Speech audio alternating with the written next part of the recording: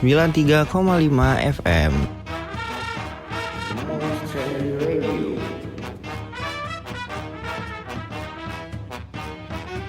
93,5 FM. Pergi ke laut bersama kapten, pulangnya bawa jinten. Cakep. Kalau mau yang kompeten coba dengerin ngonten. Aquarium date yuk. Aquarium date itu apa sih? Kita ke tukang ikan gitu maksudnya? Ih, bukan itu. Coba deh kamu dengerin konten biar tahu. Setelah selalu percaya bahwa dirinya perempuan gila, Nadine Amizah sekarang semua dirinya dirayakan. Buat kamu yang ngerasain hal yang sama, selamat ya, kamu pantas bahagia. Buat yang belum, tenang aja, pasti akan kok. Kamu juga pantas bahagia.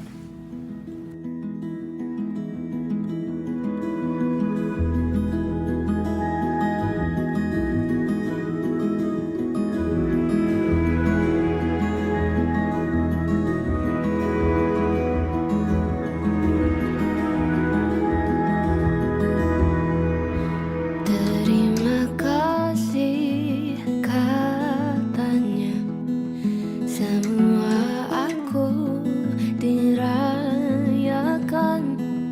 Jangan menangis, ku dibuai sampai tenang.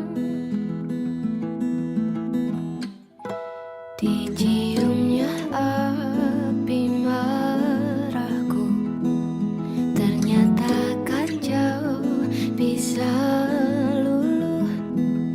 Jangan menangis, iya tenang, ku dibuai.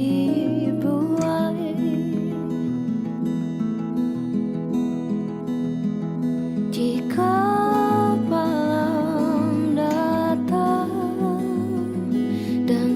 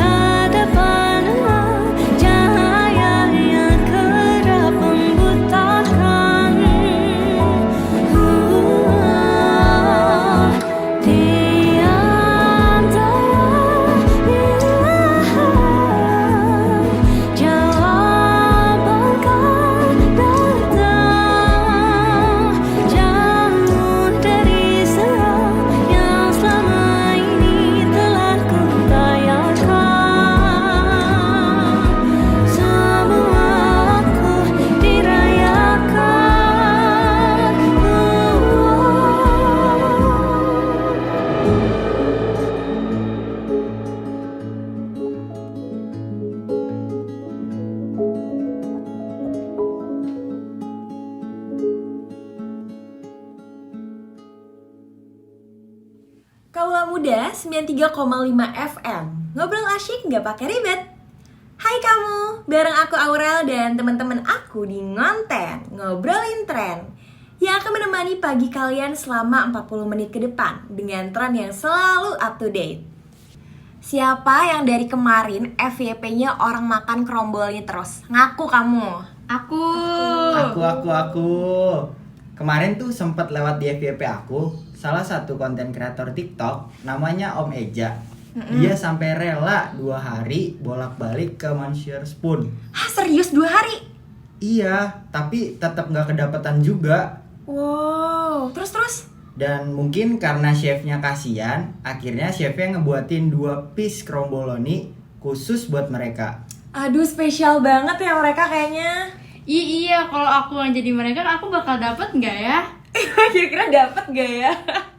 Nah, makanya karena tuh sering banget seliweran di FYP TikTok, jadi banyak netizen yang juga FOMO, penasaran sama kromboloni. Termasuk kita sih sebenarnya penasaran juga, cuman belum sempet aja ke sana. Iya. Nah, mereka tuh sampai rela ngantri di Monsieur Spoon berjam-jam, bahkan tadi berhari-hari yang kayak udah diobrolin sama Tito. Emang kayak gimana sih rasanya? Kok orang-orang bisa gitu rela nanti berjam-jam untuk sebuah kromboloni doang? Kalau dilihat dari video-video mereka tuh yang mereka buat di TikTok sih kayaknya enak banget ya, karena tuh teksturnya benar-benar crunchy, flaky, dan dalamnya tuh melted banget. Nah, jadi si kromboloni itu sebenarnya olahan pastry, jadi kombinasi antara croissant dan juga bomboloni. Di dalamnya tuh itu yang tadi aku bilang, melted banget, banyak variannya, ada yang coklat, pistachio, strawberry, dan masih banyak lagi. Jadi kebayang gak sih seenak apa kromboloni itu? Kebayang banget, jadi pengen deh jadi. Iya, kayaknya bakal seenak itu deh. Iya, enak banget sih emang kelihatannya. Tapi kamu pernah gak sih rela gitu ngantri buat sebuah makanan? Kalau aku rela sih, yang penting rasa penasaran aku tuh terjawab. Oke. Tapi nyobanya tuh dalam keadaan pas masih viral-viralnya atau gimana? Harus pas masih viral. Biar masih berasa vibes-nya gitu ya? Betul. Oke, kalau kamu gimana? Kalau aku orangnya tipikal yang gak suka ngantri. Jadi aku sangat malas ngantri. Kalau udah ngantri yang panjang, aku langsung mundur. Nanti aja coba lagi. Oke, kalau kamu gimana? Kalau aku mungkin sama ya kayak yang tadi Tito bilang, bakal rela ngantri hanya untuk nyobain makanan itu supaya nggak penasaran aja. Oke. Kalau aku sendiri sih penasaran juga. Aku jujur orangnya agak FOMO-an, tapi nggak pas viral karena ya itu malasnya ngantri sih kayak Wafa, betul. Nah, buat kamu nih yang lagi dengerin gimana? Rela gak sih ngantri berjam-jam untuk sebuah makanan? Tapi yakin gak nih ngantri berjam-jam dapat kromboloninya? Ada juga makanan viral di Bandung yang gak kalah antrinya sama kromboloni loh. Wah iya, apaan tuh? Ada dessert baru yang enak banget. Namanya Snow Mountain. Nah, ini tuh menu baru dari tiramisu Chokomori di Bandung. Wah iya, aku pernah nyoba toh. Itu tuh pas dikasih sama om aku. Nah itu tuh tiramisunya aja udah enak banget, lumer banget tiramisunya. Apalagi yang udah pakai es krimnya kayak tadi ya toh, pasti enak banget tuh, ngiler deh. Nah iya bener banget tuh, waktu itu juga aku pernah ke Bandung dan mampir ke tiramisu Chokomori yang ada di Buah Batu. Dan itu tuh emang bener-bener yang datang tuh serame itu loh orang-orang buat beli tiramisu Chokomori itu. Dan emang rasanya emang seenak itu. Nah, jadi dia ini beda dari tiramisu yang biasa. Menu versi upgrade dari tiramisu. Dan bentuknya ini kue, di atasnya itu ada krim, dan di atasnya lagi topping dengan taburan yang crunchy. Iya, katanya tuh Snow Mountain itu tuh emang versi upgrade dari tiramisu. Kalau tiramisu itu cuma 6 lapis, tapi Snow Mountain ini 7 lapis plus es krim, makanya viral banget. Aduh, aku paling gak bisa sih ngomongin dessert kayak gini, apalagi makanannya tuh ada di Bandung. Aduh, iya jadi kebayang terus deh. Tiramisu tuh dessert yang boxnya panjang itu kan, yang dulu sempat viral juga. Iya, betul. Tapi sekarang mereka ngeluarin menu baru. Oh, berarti mereka jual 2 menu ya, yang tiramisu box dan yang versi ice creamnya. Gak cuma itu, di toko tiramisu gak cuma ngejual produk mereka aja, tapi kamu juga bisa dapetin oleh-oleh Bandung lainnya di toko tiramisu. Wow, lengkap banget ya. Kalau untuk nangki cantik ala-ala estetik gitu, oke gak sih? Oke banget dong, bisa banget buat nongkrong. Buat kamu yang suka vibes estetik dan tempat yang cozy, pasti bakal betah banget di Tiramisu. Wah, selain beli oleh-oleh, di sana juga bisa ya buat nongkrong, Tok. Spill dong tempatnya di mana, Tok? Nah, buat kamu yang kepengen, bisa langsung aja datang ke Jalan Braga nomor 27 Bandung. Jangan lupa beliin oleh-oleh ya.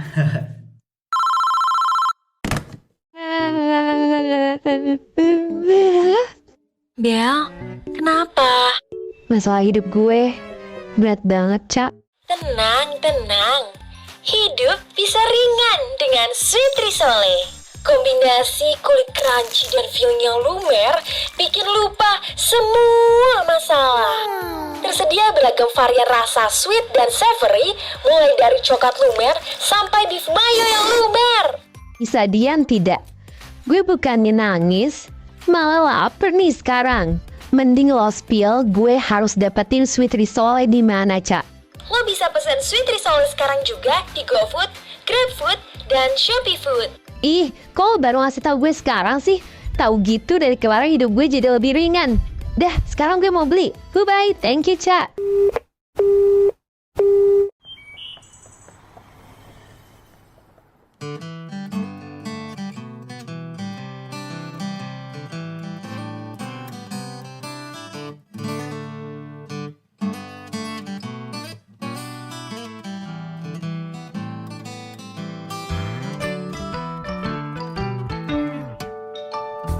Makan di resto terenak, membaca di sudut paling tenang, menonton pertunjukan musik, telusuri jalanan dari malam hingga pagi. Pernah lama bersama, semua titik di kota ini adalah kita. Walau kau putuskan untuk pergi, cerita kita tetapkan abadi. Percaya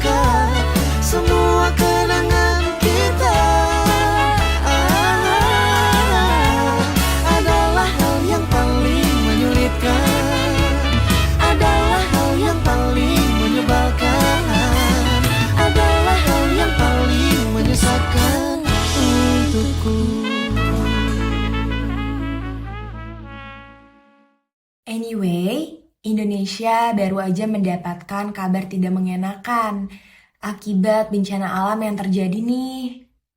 Aduh, sedih banget. Beritanya tentang apa sih, Rel? Jadi, ada 22 pendaki meninggal akibat erupsi Gunung Merapi, Sumatera Barat. Nah, kejadian ini terjadi di hari Minggu lalu, di mana ada 75 orang yang mendaki Gunung Merapi, tapi tiba-tiba gunung itu meletus dan mengeluarkan awan panas beserta hujan abu vulkanik. Tentu aja itu pasti berbahaya banget ya, sehingga membuat para pendaki kesulitan untuk turun gunung. Bahkan dikatakan ada 11 pendaki yang meninggal dunia akibat terkena efek awan panas dan hujan abu vulkanik. Lalu sebanyak 49 orang berhasil dievakuasi dengan selamat. Dan hingga sekarang ada beberapa pendaki yang masih belum ditemukan. Aduh, ngeri banget sih aku dengernya. Soalnya aku lihat video perempuan yang terkena abu vulkanik, itu terlihat banget korbannya sangat membutuhkan bantuan. Dan aku juga ada cerita dari TikTok waktu itu aku lihat. Jadi di sini ada relawan dan tim SAR yang lagi cari para pendaki. Dan mereka nemuin jasad yang ketumpuk-tumpuk gitu. Semuanya sudah nggak bernyawa. Ya Allah, bertumpuk-tumpuk gimana maksudnya? Iya, jadi di beritanya itu tuh ada 5 orang. Dan yang paling bawah itu adalah perempuan. Bener-bener merinding banget gak sih dengernya? Jadi 4 orang laki-laki yang pasang badan ini nih ngorbanin diri mereka sendiri untuk melindungi teman perempuan mereka. Tapi akhirnya yang perempuan itu selamat? Atau semuanya meninggal? Ya Allah, sedih banget. Aduh, kalau kayak gitu hati rasanya tersentuh banget ya gak sih? Iya. Aku juga punya nih cerita. Jadi ini ada dua orang pendaki. Mereka tuh nggak sama-sama kenal. Nah, satu orangnya laki-laki, satunya perempuan. Nah, si laki-laki ini pas dia ditemuin sama tim penyelamat, dia tuh minta tim penyelamat buat nyelamatin si perempuan duluan dibanding dirinya. Aku tahu tuh ceritanya. Iya, sedih banget sih. Padahal di situ posisi dia juga kakinya udah patah begitu. Tapi dia lebih mendahului, mengutamakan perempuan Iya, ya. betul banget. Sampai akhirnya tim SAR ngebawa si perempuan itu buat turun sampai ke pos bawah. Pas balik lagi, tim penyelamat itu ngelihat si laki-laki ini udah meninggal. Ya Allah, jadi gak keburu diselamatin ya. Gak keburu, sedih banget ya. Aku sempat lihat sih videonya, dan di situ kelihatan sosok almarhum cowok itu kelihatan matanya, tatapannya tuh udah kosong, jadi kayak udah pertanda gitu. Betul, karena menahan rasa sakit yang begitu parah. Benar. Aduh, aku kalau jadi ceweknya merasa terima kasih yang tak terhingga banget sih sampai sekarang, pasti sampai kapanpun itu ya gak sih, karena udah berhubungan sama nyawa gitu loh, mengorbankan nyawa. Dan aku juga lihat berita, jadi sebelum terjadi erupsi tuh katanya ada pendaki yang ngelempar batu ke kawah. Gak lama erupsi terjadi. Ya, wallahualam ya, kita nggak tahu apakah itu disebabkan karena lemparan batu itu atau memang udah saatnya meletus ya. Betul. Banyak banget ya cerita yang mengharukan di dunia. Banyak banget sih, betul-betul. Tapi ya, walaupun gitu kita doakan saja semoga mereka yang belum ditemukan segera ditemukan, dan keluarga yang ditinggalkan juga diberi ketabahan ya. Amin ya robbal alamin. Gen Z lagi-lagi jadi bahan omongan nih. Waduh, Gen Z. Ada apa sih? Aduh, Gen Z emang ya sering banget jadi spotlight di antara generasi lainnya, karena katanya paling menonjol ya. Jadi banyak stigma-stigma tertentu gitu deh tentang Gen Z. Iya banget. Jadi di satu sisi nih Gen Z atau generasi kita ya, berasa diomongin nih generasi kita, dianggap sebagai generasi yang jenius karena dicintai oleh teknologi dan industri yang kreatif. Betul banget. Tapi di satu sisi katanya punya mental yang terlalu lembek nih si Gen Z. Aduh. Jadi buat bisa bertahan di dunia ini tuh mereka kurang gitu. Aduh, gimana nih Pak Tito responnya? Soal mental Gen Z ya. Jadi berdasarkan survei Deloitte yang aku lihat, 36% pekerja Gen Z ngerasa kalau mereka tuh lelah dan nggak suka dengan pekerjaan mereka. Jadi mereka tuh ujung-ujungnya ke quiet quitting atau explicit cabut dari kantor. Wah, emang bener sih. Jadi kalau dilihat nih dari sosial media tertentu ya, banyak banget Gen Z yang istilahnya tuh sekarang misuh-misuh ya, atau ngeluh-ngeluh deh tentang pekerjaannya dan mikirnya kayak, aduh lebih mengutamakan mental health deh, jadi mendingan cabut aja walaupun kadang baru ada yang sebulan kerja. Jadi ada nih di suatu perusahaan di mana Gen Z ini suka bentrok dengan atasannya. Misal tuh Gen Z disuruh ngerjain satu project. Nah, si Gen Z ini nih punya cara tersendiri buat menyelesaikan project tersebut. Tapi si atasannya maunya tuh si Gen Z ini harus mengikuti mau atau caranya si atasannya itu. Kan tiap orang tuh emang punya caranya masing-masing kan ya buat menyelesaikan sesuatu. Tapi malah kenapa dipaksa gitu ya buat ngikutin cara si atasannya. Nah, terus juga tadi kan yang udah dibilang ya, yang tadi Wafa udah ceritain kalau Gen Z tuh katanya emang lebih jenius karena dikelilingi, dicintai oleh industri kreatif, dimana harusnya mereka tuh menerima ide dan juga pendapat dari Gen Z gak sih? Karena kan kalau namanya kolaborasi ide tuh pasti bakal menghasilkan ide yang jauh lebih baik, ya gak sih? Iya, betul banget. Nah, ini juga nih udah ada beberapa survei terkait hal itu. Jadi emang udah banyak ya di survei ya? Banyak banget. Tapi in my opinion ya, generasi Z ini bukan mentalnya sih yang lemah, tapi awareness-nya yang udah Setuju banget. Nah, dengan ilmu yang gampang banget nih diakses di zaman sekarang, Gen Z ini jadi cepet belajar mana yang sebenarnya boleh dan tidak boleh. Sedangkan generasi-generasi sebelumnya selalu menganggap Gen Z itu terlalu rapuh mentalnya. Dikit-dikit baper lah. Gitu deh, istilahnya tuh kayak menormalisasikan kesalahan. Iya sih, aku juga pernah gitu kayak ngasih pendapat ke orang tua. Dan ya respon mereka tuh kayak, kamu mah apa sih, belum tahu apa-apa, masih kecil gitu. Betul. Ya walaupun sebenarnya kalau dari segi umur ya udah dewasa, tapi dianggap oleh generasi-generasi sebelumnya tuh belum punya pengalaman apa-apa, ya kan? Tapi menurut aku juga ya, Gen Z tuh harusnya yang tahu tentang statement dan juga stigma buruk dari generasi-generasi di atasnya tuh harusnya sebagai Gen Z tuh nggak boleh jadi frustasi atau jadi insecure karena dianggap baper dan juga lemah oleh generasi-generasi di atasnya yang memang nggak mau menerima perkembangan. Betul, harusnya tuh dijadikan pacuan untuk mereka berkembang. Benar. Malah semakin down gitu kan. Karena yang namanya perbedaan zaman, pasti kan ada beda-beda juga ya tekanannya gitu. Bitch, I said what I said. I'd rather be famous instead. I let all that get to my head. Shape your body is blue. The feeling I got in it.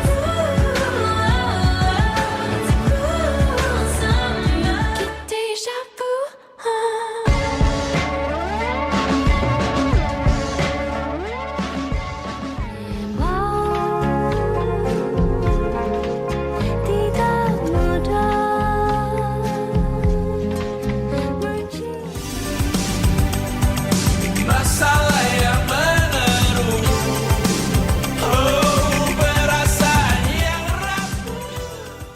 Nah, ada lagi nih kabar yang gak kalah menghebohkan jagat maya soal etnis Rohingya yang mendamparkan dirinya di Aceh. Aduh, apa lagi sih itu? Oh, dulu tuh 2015 juga sempat viral gak sih? Iya. Soal etnis Rohingya ini? Bener banget, Rel. Jadi kasus pengungsi Rohingya ini nih salah satu krisis kemanusiaan terbesar yang ada di dunia saat ini. Jadi Rohingya ini adalah satu etnis minoritas muslim yang tinggal di Myanmar. Dan mereka tuh udah menjadi korban diskriminasi dan kekerasan selama bertahun-tahun lamanya gitu loh. So sad. Tapi kenapa bisa kena diskriminasi dan kekerasan selama bertahun-tahun ya mereka? Nah, itu aku pernah dengar nih ceritanya. Jadi, dulu tuh Rohingya tinggalnya di Bangladesh. Sampai akhirnya Inggris tuh datang ke Bangladesh nyuruh etnis Rohingya ini buat nyerang Myanmar. Oh, oke. Jadi kayak lempar batu sembunyi tangan gitu ya? Iya benar. Akhirnya tuh Rohingya nyerang Myanmar, mereka serang-serangan hingga akhirnya Rohingya kalah, Inggris mundur, angkat tangan tentang Rohingya ini. Akhirnya mereka terjebak tuh di dalam, nggak bisa keluar. Jadi sama Myanmar ya udah dikekerasanin lah. Oh, oke. Terus. Nah iya, jadi menurut data dari Badan Nasional Penempatan dan Perlindungan Tenaga Kerja Migran Indonesia atau yang disingkat itu BNP 2TKI itu terdapat sekitar 12.000 pengungsi Rohingya di Indonesia dan mereka sudah tersebar di berbagai daerah di Indonesia, terutama itu di Aceh, Jawa Barat, dan Kalimantan Barat. Wow, daerah kita termasuk gak sih? Oh iya lagi, aduh. Nah, terus juga yang aku lihat tuh emang total pengungsi Rohingya tuh saat ini udah mencapai 1.084 orang loh. Waduh, banyak banget. Banyak banget kan, dan itu belum termasuk 139 orang yang mendamparkan diri tanggal 2 Desember kemarin. Jadi kalau dijumlah itu udah banyak banget loh populasi etnis Rohingya di Indonesia. Dan kamu tahu gak sih, mereka ini tuh gak terdampar loh sebenarnya. Tapi benar kata Salisa tadi ya, mereka itu jadinya masuknya tuh jadi penyeludupan gitu, penyeludupan etnis. Dan salah satu dari mereka itu yang bilang sendiri kalau sebenarnya Indonesia ini adalah tujuan akhir mereka, bukan Malaysia lagi. Bahaya juga ya. Bahaya banget makanya. Dan yang terdampar ini mayoritas dari Bangladesh. Nah, setelah terdampar, kamu tahu gak sih yang mereka lakuin tuh apa di Indonesia? Jualan sih pastinya. Kerja, Karena mereka jadi ini iya, pasti mereka pendatang gitu ya. gitu. Pekerja keras ya mungkin Iya. kamu ya. Tapi padahal mereka tuh cuma makan dan tidur aja. Kok bisa sih? Makanya bingung banget. Dan karena mereka ini tuh sebenarnya ya nggak perlu kerja untuk bisa dapat nasi gitu loh. Dan setelah dikasih nasi ya mereka dengan mudahnya tuh malah ngebuang gitu. Jadi malah nggak bersyukur udah dikasih gitu. Nggak menghormati banget Iya. tuan rumah ya. Makanya. Oh, iya. Padahal kan mereka numpang jatuhnya gitu. Iya, jadi tuh aku juga kemarin sempat ngeliat di berita tuh banyak pengungsi Rohingya tersebut yang nggak puas karena makanan yang diberikan tuh terlalu sedikit gitu. Ya ampun. Mereka mau sebanyak apa sih? Berapa bakul nasi sih? Bahkan ya, ada salah satu pengungsi yang sudah ditampung di rumah warga Aceh itu tuh ditampungnya dengan secara baik-baik. Namun yang ditampung itu tuh malah berasa menjadi tuan rumahnya gitu. Kan Waduh. kayak gimana Jadi gitu ditampung ya? malah dia merasa tuan rumahnya. Iya. Wah, Israel kedua nih. Iya lagi. Waduh. Terus ya, aku tuh juga udah yang gedek banget sih sama kelakuan masyarakat Rohingya ini. Karena aku mau spill sesuatu nih. Jadi di Sidoarjo, Jawa Timur, ternyata ada 1.000 orang Rohingya yang tinggal di rusun Puspa Agro Sidoarjo. Dan itu rusun yang mewah dan gedung gitu deh. Kalah sama rumah-rumah kalian. Iya lagi, nyebelin banget. Iya, sementara coba deh kamu bayangin, sementara tuh WNI terutama di Jawa gitu banyak banget kan yang homeless gitu. Dan ini orang-orang Rohingya tuh tinggal di tempat bagus kurang lebih selama 5 tahun. Wow. Sementara masyarakat Jawanya sendiri gitu ya banyak banget yang nggak punya rumah. Gratis tuh. Iya. Nggak ngerti deh itu gimana, makanya tuh UNCHR tuh katanya perlu dipertanyakan. Cuma aku masih yang belum paham UNCHR itu apa sebenarnya. Jadi UNCHR itu adalah badan PBB yang emang bergerak dan fokus ngebantu buat para pengungsi gitu, Rel. Oke. Nah, karena atas dasar kemanusiaan, maka dari itu UNCHR Indonesia ini nerima orang-orang Rohingya ini buat ngungsi di Indonesia.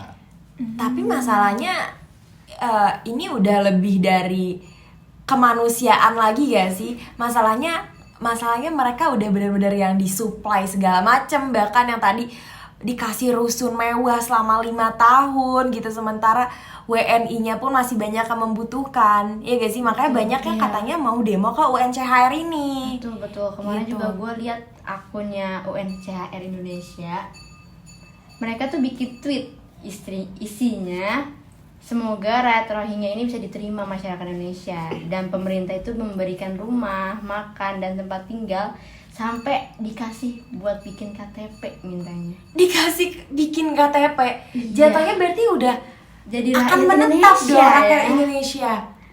Karena kan syarat pembuatan KTP kan harusnya rakyat Indonesia ya. Betul. Waduh, kacau ini nih. Nah, jadi kamu tuh jangan kayak mereka ya, dikasih hati malah minta jantung. Aduh.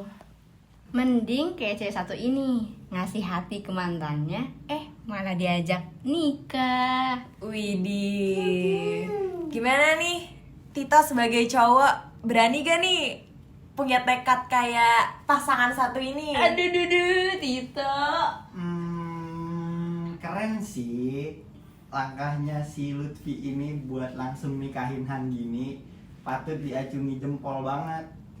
Nah, berarti udah tahu nih, yang kita mau bahas itu Hanggini sama Lutfi Tahu yang pernah dong. jadi couple goals pada masanya. Tahu deh, karena kan lagi viral banget ya sekarang mereka ini tuh. Betul banget. Tapi kalian tahu nggak sih kisah perjalanan cinta mereka tuh gimana? Aku tahu. Wah, ceritain dong, Mbak. Kalian tahu banget deh. Jadi aku tuh emang sempet yang ngikutin perjalanan kisah cinta mereka gitu sih, karena kan waktu zamannya IG gitu ya, mereka kan viral, bukan viral sih, lebih kayak ke couple goals yang hits banget gitu, gemes banget. Kayak waktu itu mereka sempet yang nge-cover lagu bareng. Itu kan tipikal pasangan idaman para anak-anak muda gak sih? Iya, ciwi-ciwi. Jadi waktu 2016 mereka tuh jadian gitu. Mereka jadian dan waktu 2019 sayang banget mereka putus.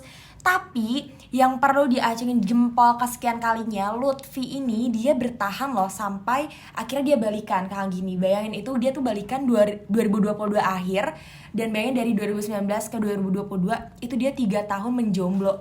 Sedangkan Hanggininya tuh udah sempet yang beberapa kali punya hubungan baru gitu loh, menjalin hubungan baru. Tapi Lutfi ini tuh bertahan setia banget sama Hanggini sampai 2022 akhirnya mereka balikan, dan 2023 ini yang bikin gempar banget, langsung diajak nikah loh. Bener banget. Belum sampai setahun balikan udah langsung diajakin nikah. Betul. Akhirnya Hanggini sama Lutfi itu resmi nikah di tanggal 2 Desember 2023 kemarin nih. Dan kabar itu tuh viral banget loh di awal bulan ini. Keren banget ya, karena mereka tuh bisa saling menjaga komitmen gitu. Jadi banyak banget warganet yang terharu sama kisah cinta mereka nih. Iya, termasuk aku terharu banget. Aduh. Karena kok kayak Hanggini tuh punya amalan apa ya? Kok bisa selaki itu hidupnya bisa dipertemukan sama jodoh yang menanti dia selama bertahun-tahun. Betul. Ya kan? Kayak ngejaga banget hati dia buat Hanggini ya tuh cowok. Betul. Nah, tapi gimana nih kalau kamu ada rencana nggak sih seperti Hanggini dan Lutfi? Tapi inget ya, buat apa balikan kalau nggak nikah? Ups.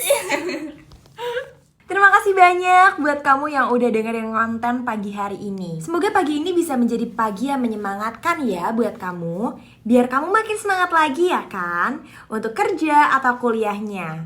Semoga moodnya baik, semoga juga kamu dijauhkan dari hal-hal yang bikin kamu bad mood pagi ini.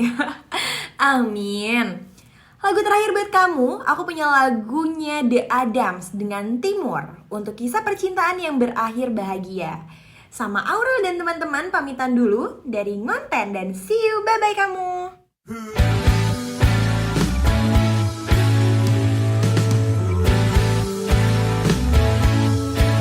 Masa depan kadang menakutkan, penuh dengan ketidakpastian.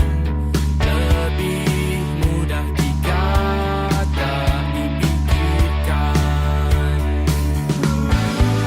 Kita bisa membuat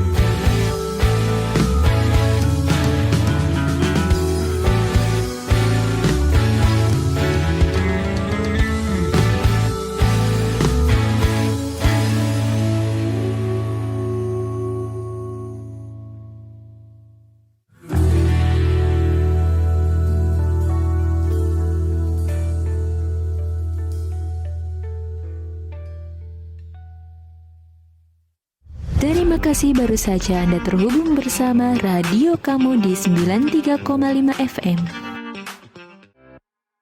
Di sini